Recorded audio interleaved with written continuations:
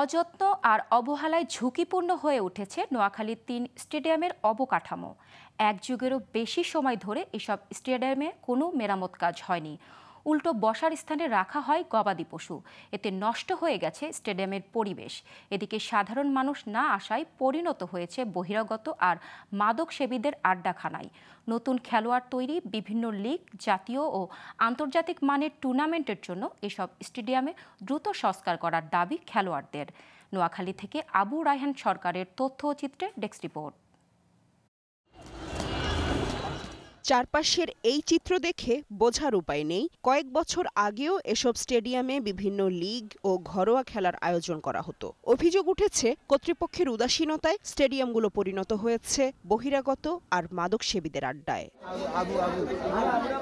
গ্যালারির ছাদের প্লেনসিট বাতাসে উড়ে যাওয়ায় নষ্ট হয়ে গেছে ইলেকট্রনিক্স যন্ত্রপাতি, বসার আসন। বাদ যায়নি ভিআইপি লাউঞ্জের এসি, লিফট, গ্যালারির চেয়ার, বড় পর্দা, প্রেস বক্স সহ মূল্যবান জিনিসপত্র।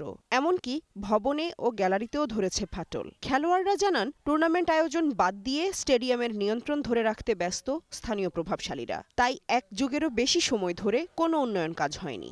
মাঠটা খেলার উপযোগী না, মাঠটার কিছু সংস্কার করা দরকার। খেলার পর্যাপ্ত ইনস্ট্রুমেন্ট নেই, আর ইনস্ট্রুমেন্টের দরকার। মাঠে আমরা প্র্যাকটিস করতে পারতেছি না, যে অবস্থা মাঠের এখানে প্লেয়াররা খেলতে গেলে ইনজুরি হয়। মাঠে আপনার গরু ঢুকে, টাকা পয়সা চুরি হয়, গ্যালারিগুলো ভালো না, তারপর পানি খাওয়ার জায়গা নাই। বড় আকারে কোনো টুর্নামেন্ট নেই, ছোট বয়স ভিত্তিক কোনো টুর্নামেন্ট নেই। আমরা যদি এই টুর্নামেন্টগুলো নিয়মিত হয় তাহলে আমাদের জুনিয়র যারা প্র্যাকটিস করে ওদের জন্য উপকৃত হবে। বাফুফের প্রেসিডেন্ট চেঞ্জ হয়েছে, কিন্তু আমাদের মাঠটা ঠিক হয় নাই। আমরা আশা করি যে বাফুফে এদিকে তাকাবে এবং মাঠটা সংস্কার করার দায়িত্ব নেবে। ক্রীড়া সংগঠক ও জেলা যুবদলের সাধারণ সম্পাদক জানালেন, আওয়ামী লীগ সরকারের আমলে জেলা ক্রীড়া কমিটিগুলো দৃশ্যমান কোনো কাজ করেনি। এছাড়া বিভিন্ন অনিয়মের অভিযোগও তোলেন তিনি।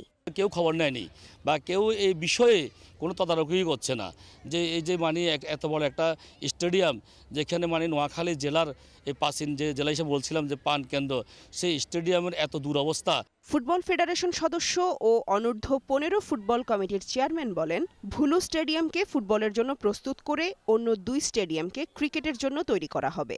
আমরা চেষ্টা করতেছি নোয়াখালী স্টেডিয়ামকে ফুটবলের জন্য রেখে বাকি মাঠগুলিকে আমরা ক্রিকেট ফুটবলে ভাগ করে দেওয়ার জন্য অলরেডি বাংলাদেশ ফুটবল ফেডারেশন কাজ শুরু করে দিয়েছে। এর ভিতরে আজকে আপনাদেরকে জানিয়ে দিলাম যে আমরা স্টেডিয়াম পেয়েছি ফুটবলের জন্য, আরও ফুটবলের জন্য আমরা মাঠ চাবো। ইনশাল্লাহ আমরা জাতীয় ক্রীড়া নিয়ন্ত্রণ পরিষদ আশা করি আমাদেরকে যে মাঠগুলি দিব আমরা সেইগুলি সংস্কার করব। সব স্টেডিয়াম দ্রুত সংস্কার করে নোয়াখালীর তরুণ যুবকদের আবারও মাঠে ফিরিয়ে আনবে কর্তৃপক্ষ, এমনটাই প্রত্যাশা নোয়াখালীবাসীর। Global television news desk.